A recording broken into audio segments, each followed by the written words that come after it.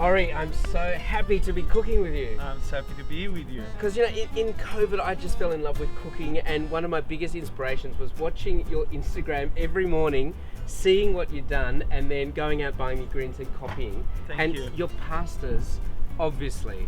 I'm Italian. It's one We of love the best pasta. things. We can have pasta every day. Today you've got a ragu. Today we've got a big piece of meat. Spicy. Spicy. Ah. One of my favorite cuts for ragu, which is a brisket.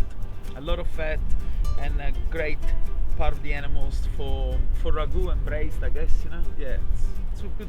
You'll enjoy this one. Anything that's slow cooked that takes time just makes everything taste so much more Because delicious. you have to wait. You have to wait, and then when it's ready, it's good. And we can have a glass of wine while we Of course, wait. we can have a glass of wine. The perfect plate with a mate. Thank you. Thank you, chef. Delish. Cheers. Cheers.